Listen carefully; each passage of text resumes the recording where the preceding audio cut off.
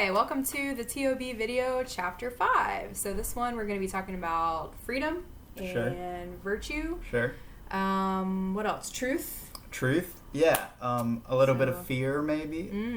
Yeah, so we'll see what happens. Yeah. It'll be a good discussion. Yeah. So the first video that we watched had Annie Hickman in the beginning talking about sausage. And then we had Father Josh after that talking about relativism. So what was the thing that stuck out to you the most about Annie's talking about Texas sausage? I think the thing that really got to me is just all of the tiny little white lies that we that we tell ourselves without realizing. Mm-hmm. So, or maybe not white lies isn't the right word, but just we don't dig deeper because of the fear.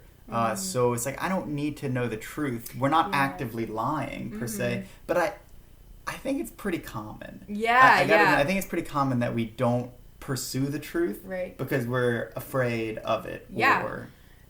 So Flannery OConnor is a great Catholic author of the 20th century. She wrote a bunch of short stories, and she said one time that truth does not change according to our ability to stomach it. And that was like, ooh, that kind of like hit me because I was like, man, how many times do I deny the truth or I, quote unquote, make up my own truth just because I'm afraid of the actual reality of a situation. Yeah. So I just want to pretend like it doesn't exist and pretend like it's actually different. But that actually doesn't get me anywhere. It actually ends up hurting me in the end, Yeah.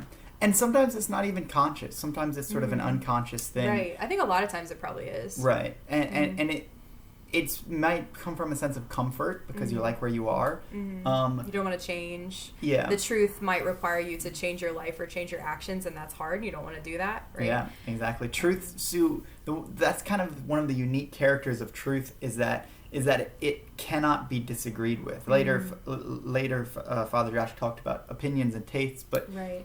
You can't argue with truth. So it's like, nah.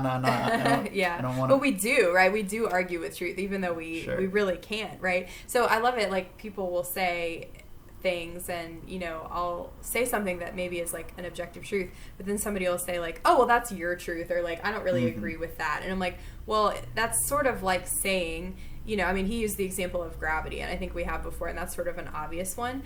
But like, it's sort of like somebody saying like, okay, so there's this law called gravity, and like what goes up must comes down, and you're like, I don't really agree. Like that may be true for you, but it's not really true for me. And you're just sitting there, and you're like, but it is true, right? Yeah. And so there's not sort of this ability to disagree, and yet people still do.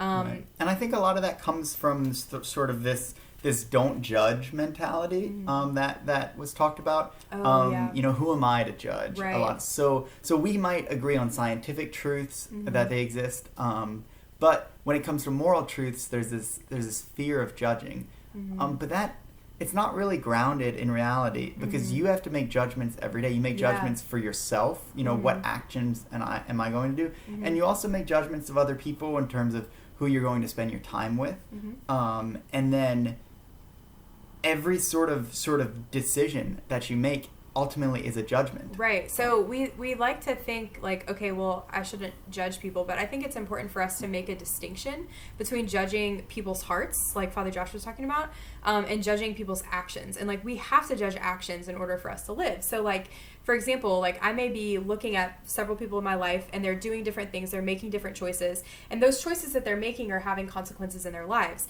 So like, I should be able to look at, like, say I have a friend and that friend is doing drugs or whatever, right. And that friend is actually ruining their life and their relationships by doing drugs, right? Well, I don't want to judge my friend's heart for doing that, right? Like, maybe there's something that's going on in his life that is like leading him to that, and it's still not good, but like I can kind of see where he's coming from, and so I'm not judging his heart. I'm not judging like because I don't know his heart, right, ultimately, but I have to be able to look at his actions and his choices and say, these are not objectively good choices. He's actually ruining his life by doing these things and ruining his relationships by doing these things. And so by judging that action, I can then say to myself, I am not going to make that same choice that he made because that choice is objectively not good. Right. Okay? So there's a distinction between judging the heart of a person and judging the action of a person. And we have to be able to judge actions of people. And what does this look like practically? Yeah. So practically, this is the distinction between you are bad and you are doing something bad. Right. So we are not the judge of whether someone is a bad person or not, or whether someone is going, to heaven or hell or whatever it is. But we are the judge of each of their individual actions. Or maybe we're not the judge, but we have the capacity to judge.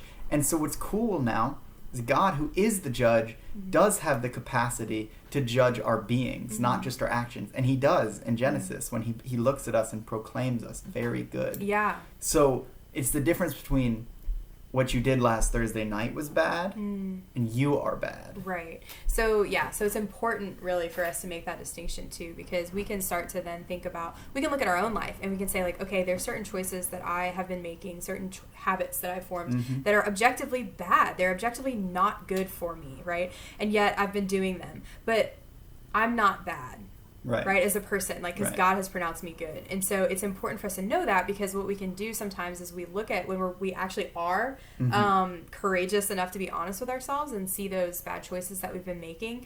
The temptation then could be to think like, I'm just a horrible person. I'll never be able to get better. Like, God must hate me. And those things are lies as well, right? So now, so let's say that you're with us, right? You've accepted the idea that there are moral truths and that we have to make judgments on them, and that some things are good and some things are bad. Well, now, how do we actually make those judgments, right? And I think that it's very scriptural. So Christ says, you will judge a tree by its fruits. So you can look at what it brings. Obviously, we submit ourselves in humble obedience to the teachings of the church. So if the church tells us something is good or something is bad, we listen to it. But also, as we're making our own judgments, we look at what does it bring. And I think I think Ms. Krause, most of the time, we're taught to judge based on pleasure. We're taught to judge, does this bring pleasure? In other words, does this make me feel good right now? That's the fruit that we look at. Right. What are maybe some other fruits that we should be looking at that are maybe better than pleasure? Yeah, maybe something that's a little bit longer lasting, is my relationship thriving? Am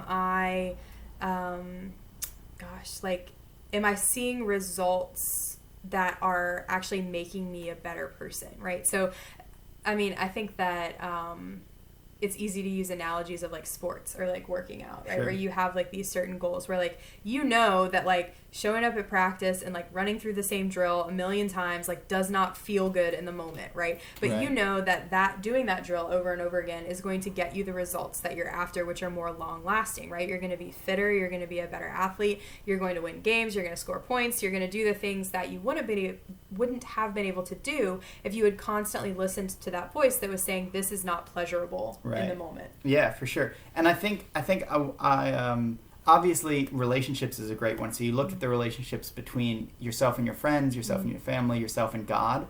But I think something that is sort of within you that you can experience is the idea of satisfaction. So pleasure is momentary, but I would say that satisfaction is a little bit longer lasting.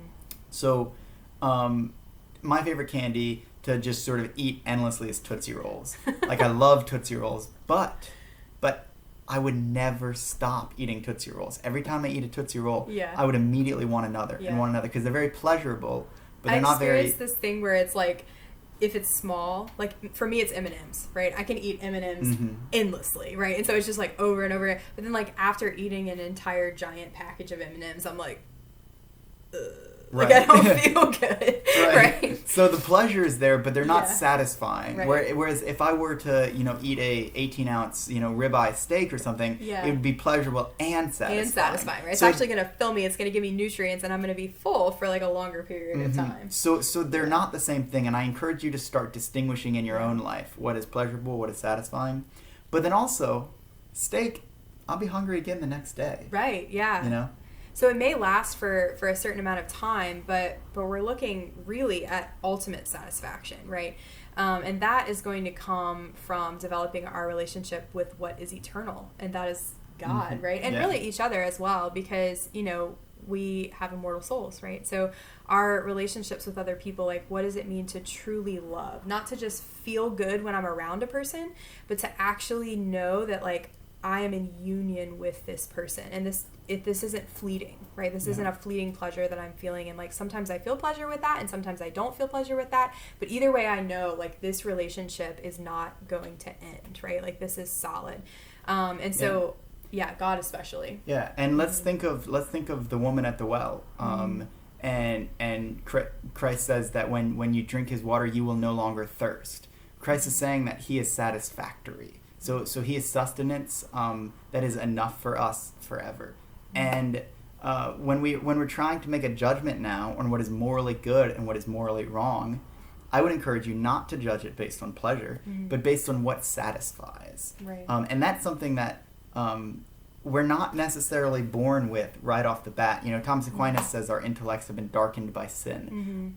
We've talked about that in my class when we've done the timeline, right? That, like, the results of the fall or the effects of the fall are that we have darkened intellect and we have weakened will. It's difficult for us to see the truth and know it and to perceive it easily.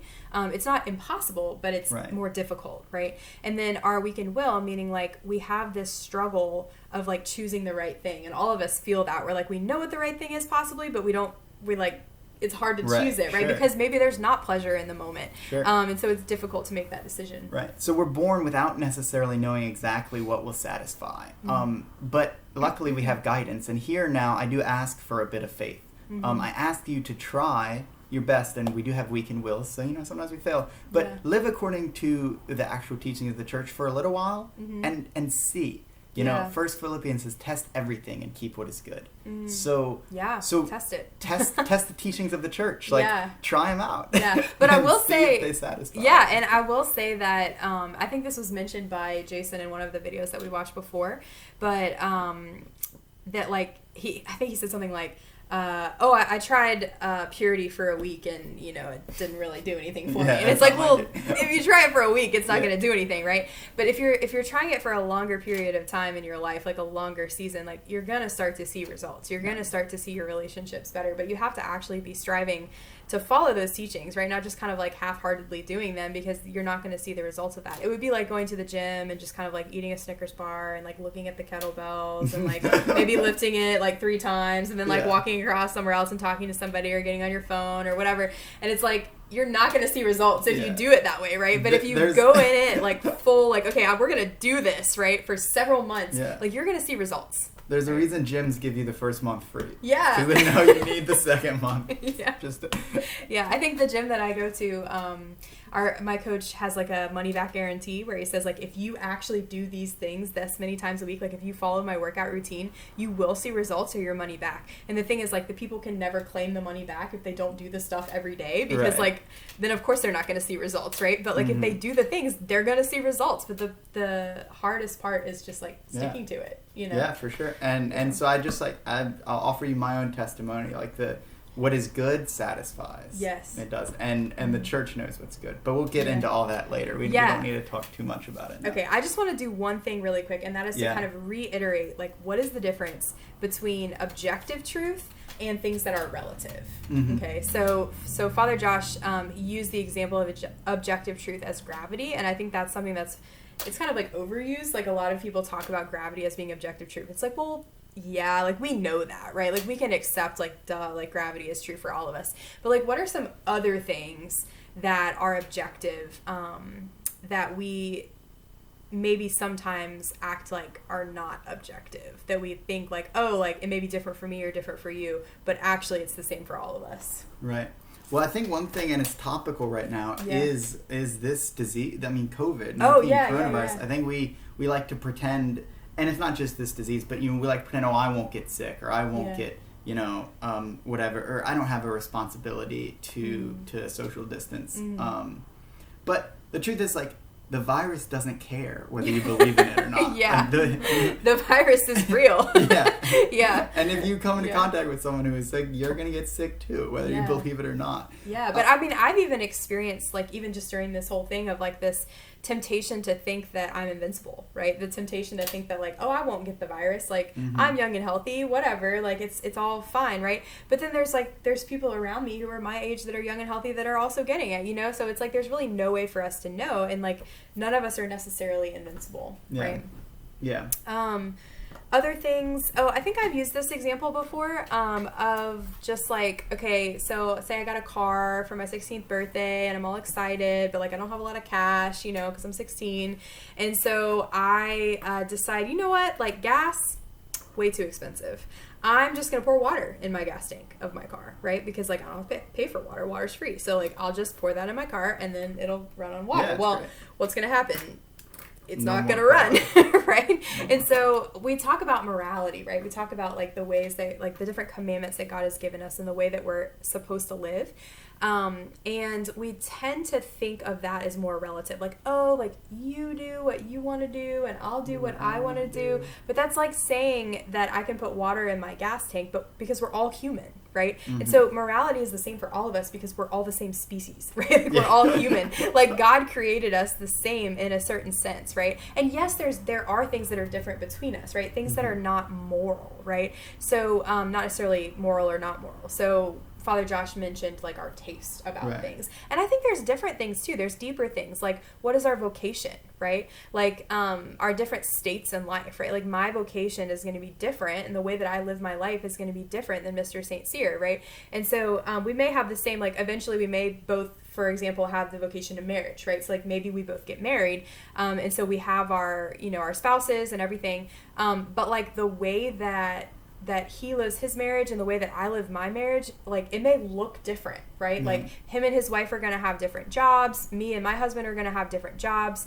We may have different ways that we're going to serve our community. We may have different numbers of kids. We're going to have a lot of things that are different. And so in that sense, it can be relative. But like it will never be okay for Mr. St. Cyr to cheat on his spouse. And it will never be okay for me to cheat on my spouse, right? Because like we're human and that will break our relationship. So it's just like putting water in your gas tank will break your car. It won't make it go. Like cheating on your spouse is going to break your marriage, right? And it's going to not be healthy for that relationship. So in that sense, like morality is objective, even though we want to pretend like it's not. Yeah. And I think, you know, this kind of cuts both ways in terms of what is objective and what is subjective. I think a lot of times, like, especially in cliques or groups or sort of social circles that all the groupthink happens where everybody thinks this is cool and this is fun and whatever. And no, like I want to affirm you, like taste is personal. And so never let someone shame you for liking something. Right.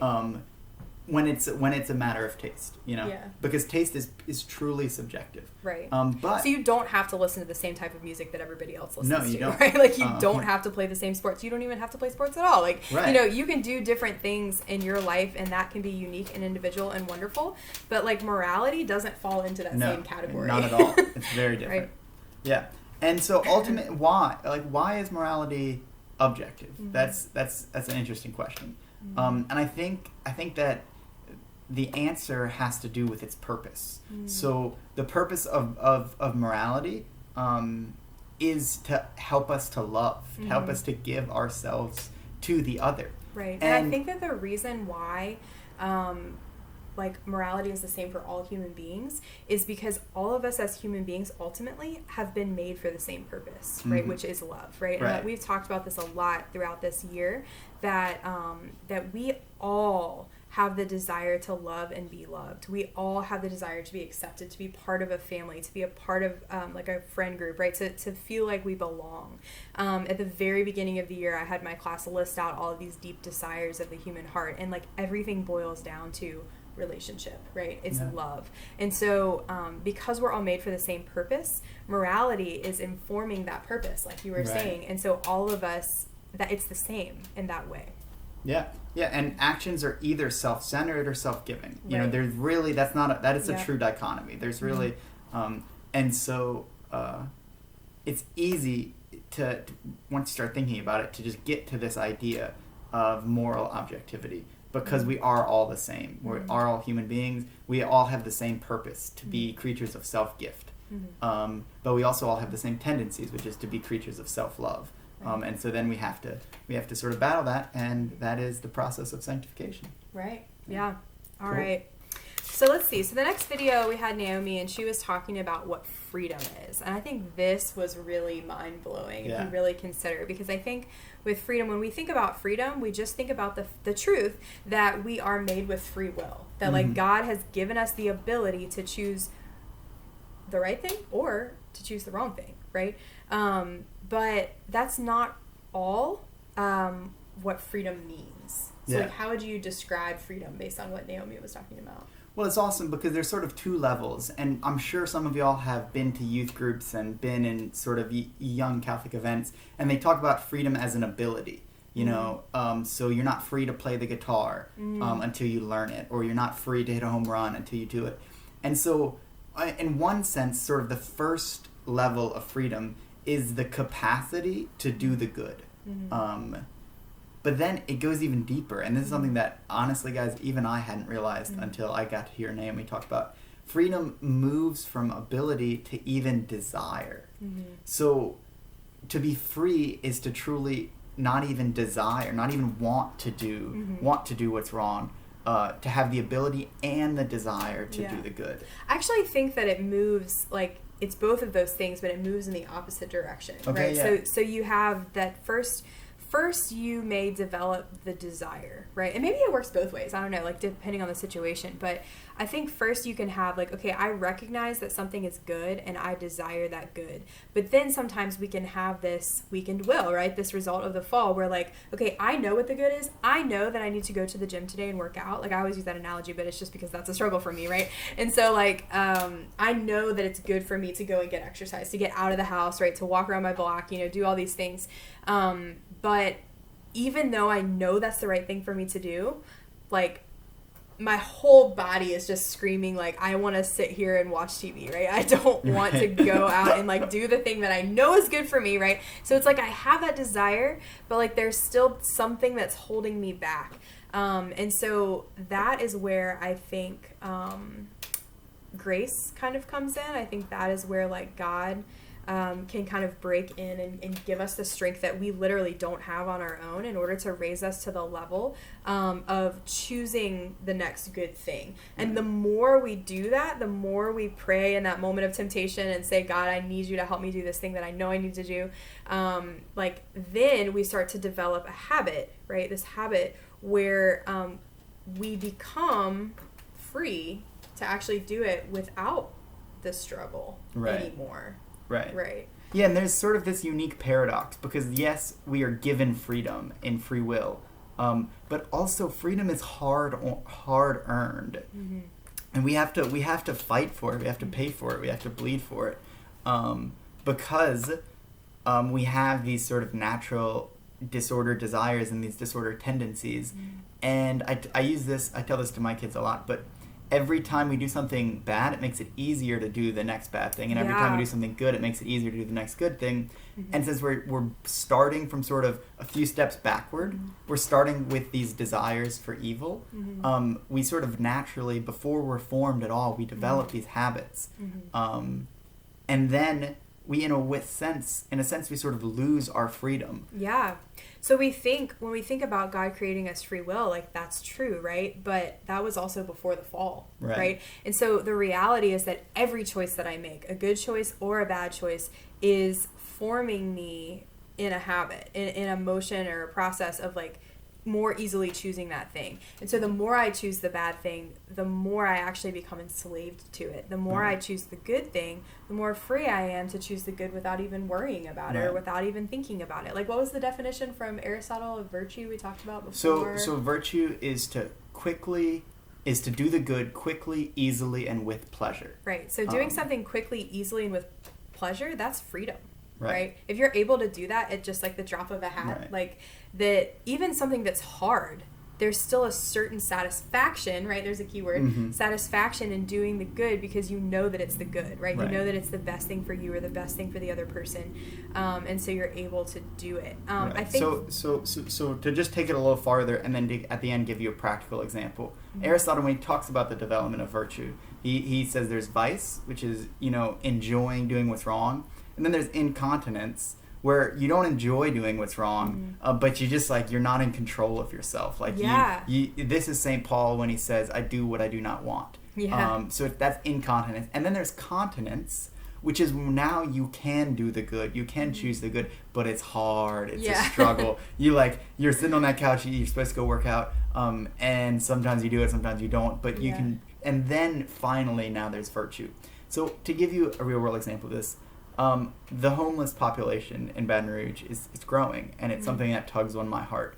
And every time I see someone who's homeless, I want to help them. I have a desire to help them. But I'm somewhere in between continence and continence on this. I'm not at virtue yet. And so I see them, and I know that it would be good to pull over, even if I don't have any money or any food, just to talk to them, just to smile for them, because they need human interaction just like we do. But something just happens in my soul. I get caught up in knots, and I get nervous, and I hit the gas pedal, and I accelerate. And I literally, right now, it's the time I feel the least free. Is when I see a homeless person, because I want to help them, but I just can't. And now look, y'all are children, and I am a full grown healthy adult male. Right. So everyone has different. So you may not be called to actually go out of your way to talk to the homeless person. But you might be, but you might also not be. but I am. This is my own personal testimony. But I'm not free to do it, and that bothers me. I'm somewhere in between that. I'm not vicious. I don't enjoy driving away. Some people do. I'm not. But I'm somewhere in between continence and incontinence, where I can't do it, and I can do it, but then I gotta really I gotta sort of gut up and I think that this really good example that we were talking about earlier is okay, I know myself right now, I'm kind of out of shape. I had an injury. I didn't work out for a year. There's all this stuff, and I know that it would be impossible for me to run a marathon. To just okay, tomorrow I'm signing up for a marathon and I'm just running it. Right? That would be literally impossible for me. I am not free in my current state to run a marathon, okay? But if I had been training every day and making the choices and doing the thing and doing it over and over and over and over again, then I might be free to run the marathon, right? And maybe even quickly, easily, and with pleasure. Hopefully, right? Quickly, maybe. I don't know. But at least I could do it, right? I could accomplish it. But in my current state, I am not free, right? Well, that's something that's not necessarily a moral, right? It's not necessary that I run a marathon to actually be a fully alive human being, right? But when it comes to the moral life, am I free to actually make choices that is going to help me to love the people in my life well, so that our relationships are strengthened? Am I free enough to make the choices to where I'm not enslaved to various addictions that are actually making me miserable? Right. And charity, to love a brother, to go back to my example with a homeless person, if you consider the typical American, I'm free to go outside right now and give someone some food or some money. Yes, I'm free to do that, but when I'm surprised by someone at a red light, I'm not free. I'm anxious and I'm nervous and I'm constrained, and I roll my window up because I'm and that moment I'm a slave, that's just a place in my life where even though I can do whatever I want, but I can't do whatever I want. There's something in me. There's something holding you back, right? That's deficient, and so maybe this lecture will be different in a year from now, and I'll be more free. But we'll see. We'll see. So I really want to emphasize and point out Naomi's analogy of loving your best friend, right, and doing what's best for your best friend. That a lot of times that is easy, right, and you actually are free to do it. You don't need. In the video, I think she was talking about internal and external constraints. So what Mr. St. Cyr was just talking about with him wanting to help the homeless person and not being able to do it, that's an internal constraint. Ooh, weather alert. Sorry guys. Yikes. Emergency alert, stay indoors, COVID. Sorry about that. Just telling us to stay indoors. Thanks, Gov. Okay, so anyways, yeah, so the constraint of him where he feels this internal, like, I can't do this, and he's, like, prevented, that's an internal constraint. Okay, so that's in a certain sense an addiction in a way. Like, it seems weird, but like it's kind of like an addiction. So, like, I'm addicted to doing the most comfortable thing in this moment and not actually doing what I know is best. And so that is something that is not good. Now, we have external constraints, and sometimes external constraints can help us to put us on the right path to actually be able to do the thing that eventually we will not have the internal constraint, right? So an external constraint would be like, I do this for myself on my phone. So I can be very easily addicted to social media, right? Where like, I don't want to grade papers, or I don't want to do my homework, or I don't want to go work out. And so instead, I'm just going to sit with my phone and I'm just going to scroll and scroll and scroll and scroll on social media. And there's legitimately an addiction there. And so I was like, you know what? I need help. I need help to be able to overcome this internal constraint that I have. And so I need an external constraint, right? And so the external constraint that I did was on my phone, there's the thing called screen time, right? So you can set limits on your apps. And I gave my phone to my roommate and I said, hey, pick a password that I don't know, but you'll remember. And I'm setting my limits to an hour a day, where like I can only look at my social media for an hour a day, and then all of a sudden the app shuts down and I can't get into it unless I have the password. But guess what? I don't have the password. My roommate has the password, right? So there's this external constraint that I've put on myself in order to kind of train myself to not spend that much time on social media, right? Another example of an external constraint would be like laws, right? Yeah. Yes, it's true that God says thou shalt not kill, but like also so does our government, right? So like we have a law that says like you cannot murder someone, otherwise there's going to be consequences, right? And so those are examples of external constraints. Your parents giving you rules in your house, like you can do this, but you can't do that. Like that's an external constraint. And even like ultimately like the church teachings on morality, they're rooted in truth, but they are external constraints because we weren't made to be rule followers. Right. We were made for love. And so the church tells us, don't do this, don't do this, don't do this. And the reason it imposes those external constraints on us is so that we can be free to love. Right. And so Naomi was talking about her friend, right? And she was saying like, I have this relationship with my friend and I really love my friend and I'm very committed to my friend. Like no one has to tell me like, hey, you shouldn't slap your friend in the face, right? Because like you don't want to, right? So she's unless you're free. a 12-year-old boy, but nonetheless. Yeah. So she's free in that relationship to actually love her friend. Like she doesn't need the law to tell her how to love her friend because she knows how to love her friend and she desires to love her friend and she has the ability to love her friend, right? But we need the external constraint when we don't have the internal freedom to be able to make those decisions. Right. And so so the external constraint leads us towards a place of love, towards a place where we can fulfill our human destiny as self-gift.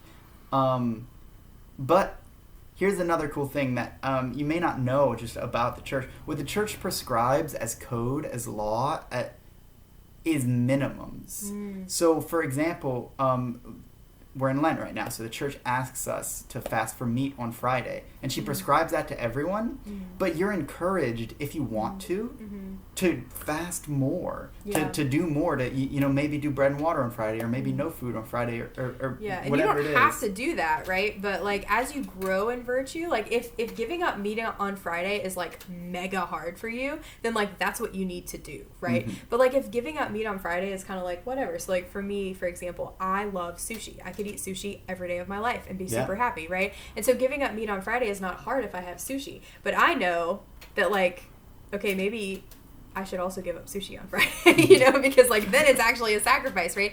And if I don't have the ability to say no to that, then I'm constrained, right? Like I'm not free to actually do what I need to do at the drop of a hat, right? Right. So we'll return to this idea of at post-fall we have a darkened will and a darkened intellect. Well, like the church's teaching, her moral teachings, they remove some of the darkness from our intellect, and then by following them, our will comes in line, but our will takes more. We may know the truth from what the church teaches, but we may not yet love the truth. Our will takes more. So now we get to Father Josh's talk. Yes. And he is talking about sort of the development of virtue to counter vice. So you're following the church's teachings as best you can, but then you get to that moment. You get to that moment of temptation, and you can't, you fall. and you commit whatever sin you've been habitually struggling with. And he mentioned the saints, for Saint Therese, or Teresa of Avila, it was vanity. For St. Francis de Sales, it was anger. Exactly. Yeah. So they have these external constraints by the church placed on them for the development of their will, but they're still struggling. They need more. And that's where grace comes in. That's where prayer comes in, right? Is that we sometimes have the strength to kind of just force ourselves to do something, but other times we just don't, right? I've been in a lot of situations where I know what the right thing is. I even desire to choose that thing, but I just, for whatever reason, everything in me is fighting against it, and I just can't do it, right? And so I need grace, and I need something from the outside to give me the strength that I don't have on my own, right? Yeah. And so the moment of decision or the moment of temptation is the moment that we need to turn to prayer, and that's the moment where grace can really become active in our hearts and actually push us to be able to do that thing. But we have to... It's but grace and your builds will on nature, right? So your will has to be involved as well. So you can't just say Grace, do it for me. It's magic, right? God just sprinkle some grace on me, and then boom, all of a sudden I'll be perfect. It's no. I actually have to say yes to that as well. Right. And so and so here's the thing. You should and you need grace in the moment and in the moment, but at the same time, battles aren't won in the moment. They're won ahead of time with planning, with preparation, with training. I had a cross country coach who used to tell me that everybody wants the race on Saturday morning, and you don't win a race the day of the race. You win a race 3 months before the race, when you don't skip practice, when you run that extra rep, when you really push hard in the last couple miles of your long run. You win a race long before you ever and so without downplaying, because we are, as creatures, need the grace of God to do anything good, period, full stop. But without downplaying that, God's grace builds on nature. And so if you don't want to fall into whatever you're being tempted with, don't wait until you're tempted to fight. Begin the fight long ago by cultivating some opposite virtue. Right. So if you're struggling with a particular vice, so maybe it's lust, maybe it's anger, maybe it's gossip, you have something that you just you realize that it's a big sin in your life, and you just do it over and over and over again. To only focus on that vice and to just keep your eyes on that vice, you're never going to overcome it. What you need to do is you need to figure out, okay, what type of vice is this? What is its opposite virtue? So what's the thing that I don't have? What's the virtue that I don't have that is causing me to keep falling into this vice, right? And so then you look at that virtue and you say, what are little ways every day that I can do that aren't even, maybe they don't seem like they're directly related to this thing, but I can do these things and it's going to train me. It's okay, what's an example in sports? If you play baseball or football, and there's certain very particular moves to baseball and football that you need to be able to do, but if you don't have the muscle strength to be able to do those things, then you're in the gym and you're doing reps on things that seem to be disconnected, but then when you get back out on the playing field, you're able to do that thing really well because you have the strength that you train for in the gym. Right. And so it's the same thing here.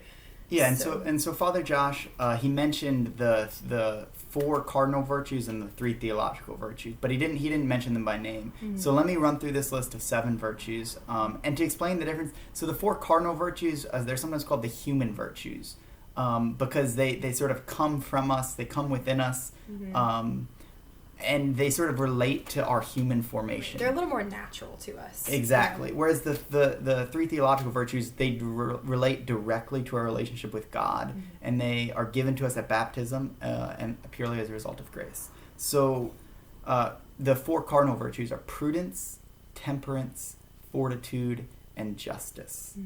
And then the 3 theological virtues are faith, hope, and love. So how do we build prudence? So what is prudence? First of all, prudence is doing is choosing and then doing the correct thing for this moment and the next. So it's sort of setting yourself up and avoiding the near occasion. Prudence is now focused and future focused. It's kind of this ability to know where your choices are going to lead in a certain sense, knowing okay, if I make this decision now, later on it's going to be good for this. But if I make this other decision now, it may be bad for me, like, further down the line. Right. So, like, tonight, I know I need to study because I have a test tomorrow. But if I choose not to study tonight, then I may fail my test tomorrow, and that won't be good for me, right? So that would be prudence. It's making that correct decision in the moment that's going to lead to something greater in the future. Right. So how do we practice prudence before we get to the moment of temptation? I think one great example is to get some sleep. And practice means practice every single day. So what do? Yeah. You look at your schedule and you figure out how or what an appropriate amount of time where you can do your work, but still get 7, 8, 9, 10 hours a day. Y'all are growing. You'll need at least 7. Do not sleep less than 7 hours a day.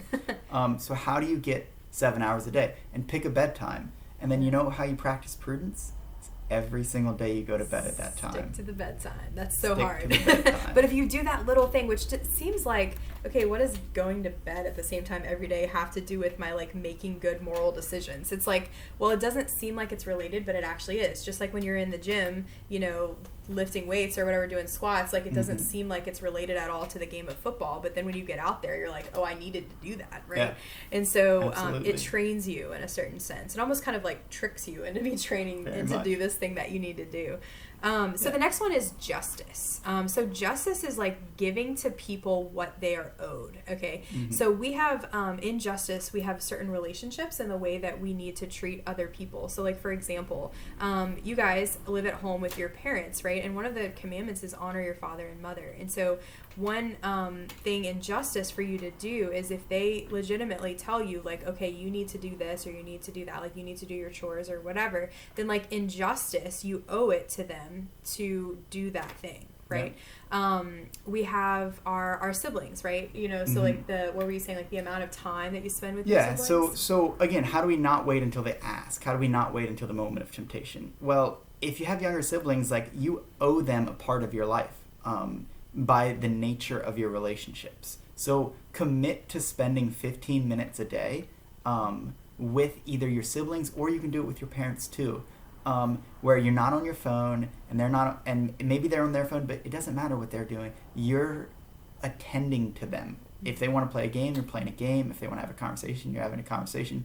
But again, just like you have to go to bed every night, you have to spend 15 minutes a day attending, giving yourself to a sibling or a parent. And this is a way to practice justice because you're doing what's right according to the relationship that you have with them. And then when your parents ask you to do something, or you're tempted to a greater offense against justice, you'll have practiced doing what's right. So the next one is fortitude, which is the capacity to suffer. Wow, I had never heard that definition before, but that makes sense. The capacity to suffer. So, like, am I willing to do the thing that is right in the moment, even if it's going to cause me suffering, right? So we think of fortitude as, like, courage in the moment, but it's like something even deeper, I guess, than courage. It's something that you may be kind of, like, I don't know, afraid, but, like, you have the ability to choose to do the right thing anyway. Yeah, and so you're encountering your fears, you're overcoming them, and then you're lasting. So fortitude is the initial overcoming of your fears, and then also it's the stick-to-itiveness when things get tough. You're just going to stick to it. So things are different, like, things that are hard are different for me than for Grace, than for you. Was it the snooze button? Was that our fortitude? Yeah, well, I struggle with the snooze button. But maybe you get up right away. So, like, it's not doing the snooze button or whatever in the morning. But pick anything that's hard. Anything that's hard, and you just practice doing the hard thing, right? So something, as silly as that, as little as that, like, that can actually help you to be able to overcome your fear in the moment. So, like, something that you might be afraid to do would be, like, okay, maybe my friend calls me and they're asking me for answers to the homework, right? And it's like they don't want to do it, they just want the answers. And you are like, okay, I know this isn't right, I know I shouldn't give this to my friend, but they're asking me, and I feel like if I tell them no, they're gonna not like me, they're gonna think that I'm, I don't know what the right word is, like, they're gonna think that, like, oh, I'm, like, goody two shoes or whatever, like, I'm not this cool person or whatever. And it's like, it's gonna take you in that moment the virtue of fortitude to be able to say, like, you know what, like, what they think really doesn't matter, because, like, I'm doing the right thing by refusing this, right? So the ability to be able to say, you know what, no, like, I'm not going to just give you the answers. Like, we can talk about this and I can try to teach it to you, but, like, I'm not going to give you the answers just straight up. That's hard, right? Because there's that peer pressure and there's that desire to be loved that we all have, and we think that that's what is going to get us love is by doing the wrong thing that people want us to do, right? And so it takes fortitude to be able to do that, but you're not going to be able to do that just kind of like at the drop of a hat if you're not used to doing things that are difficult in the moment. So that's why you practice the little things like not hitting the snooze button and getting right out of bed, or like, I don't know, what was another example that we used? Well, so in seminary, here's sort of a funny story. One of my one of the other seminarians, he got up every day, no matter what, at 5 a.m., and he went and exercised, and he was so fit. He was, like, super fit. I thought he was this, like, mega athlete. Yeah. And I got to talking to him one day, and he was telling me a funny story, and he pulled up a picture of himself on his phone from when he was in high school, and he was a little overweight. He was chubby, and I was like, "What? Did you ever play any sports growing up? Like what?" And he goes, "No, like I hate exercising." I'm like, "What? What do you mean you're you hate ripped exercising?" and you get up every day at 5 a.m. He goes, "No, like to this day I hate exercising, but I do it like as a practice of fortitude. Like I do what I do not like. Now I do what I do not like, but it's still objectively good. Like you find something, but really anything like." It can be eating broccoli can be fortitude. Like I do what I do not like. Yeah, I'm gonna eat the thing that's in my fridge that is not yummy, but it's good for me. Right? It's like I'm gonna just choose to do that instead of calling an order. Or I'm gonna deliberately burn my toast. You know? Oh yeah, that's interesting. Yeah, so just doing things that are difficult. The next one is temperance. Yeah. So if temperance is sort of knowing the correct amount and the correct way to use things. So it's interacting with things and people in the appropriate amount and the appropriate way. Would you define it differently? Yeah, no, I think it's the appropriate amount. I think that's what it is. So you're not overindulging in something. You're not doing, it's like not too much of a good thing. So earlier we were talking about candy, right? And so I can eat like one of those mega sized bags of M&Ms, right.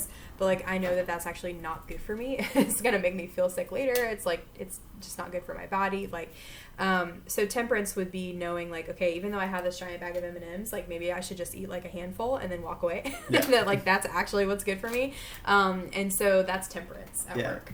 Yeah, and I also want to stress the right way, because when you practice it, it's the right amount with things, but it's the right way with people. Yeah. So when you practice temperance by not overeating with things, it's the same muscle that you're developing to treat people in the manner with which you're supposed to treat them. Right.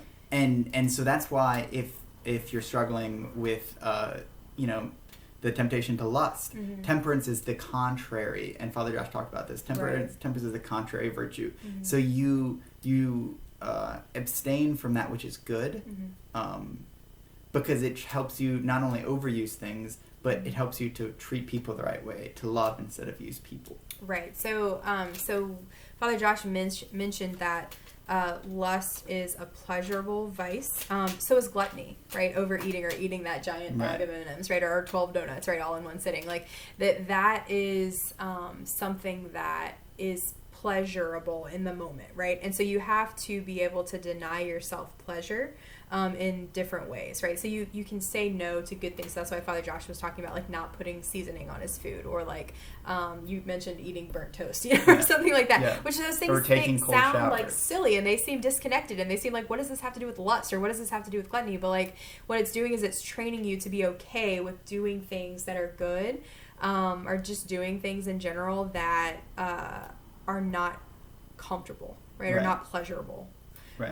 And then after a while, you kind of don't really care as much. You know, if you talk to somebody who has been doing the discipline of taking cold showers, then like after several months of them being used to doing that, they're like, whatever, I don't really care. I don't need the water to be hot, because they're just kind of used to doing that and denying themselves that pleasure. So this now brings us back to freedom. You know, they are now so you like warm showers. You love warm showers. Yeah. You have this attachment, this desire for warm showers, Mm-hmm. but you commit to taking cold showers, Mm-hmm. and now you have developed freedom from the need because Mm-hmm. needs and desires are very similar. Mm-hmm. Some might say that their only difference is potency. I don't know if I agree with that or not, but they're very similar. And so you freed yourself from the need and the desire to take a warm shower, to take a comfortable shower. Mm-hmm. So it's like you can still be happy without having the comfort that you once thought you needed to be happy.